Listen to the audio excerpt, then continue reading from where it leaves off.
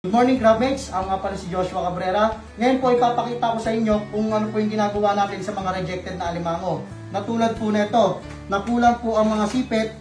Kahit mataba po yan, kapag kakulang po ang sipit kasi, mababa po yung value nito sa market. Kaya ang ginagawa ko po, iginagawa ko po sa mga laman yan is ganito po. Binibiyak po natin, nakita nyo po yung alige.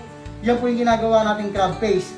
Then yung laman naman po, yung ginagawa natin na crab meat. Pakita ko po sa inyo yung sample ng crab meat natin.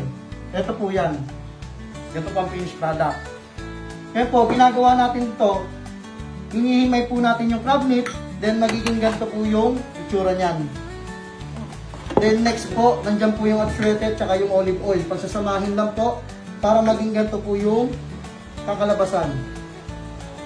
Yung crab mates, dahil po sa ginawa natin na to, tumaas po yung value ng ating mga rejected na alimango.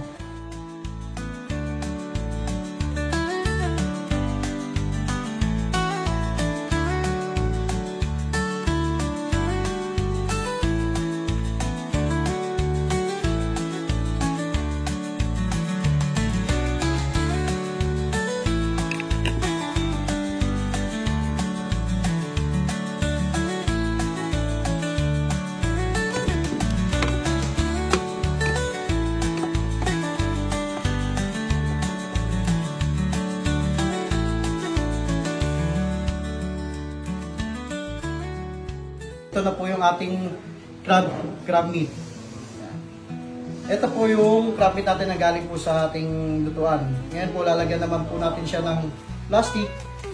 Tapos po i-blower po yan para maging sealed na po. Then kapag sealed na po, next step po natin lalagyan naman po natin siya ng sticker.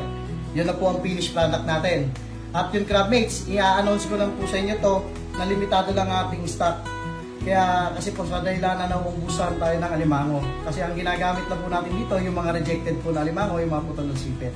Yun po, crab mates, ang update ko sa inyo. More power po and more crabs.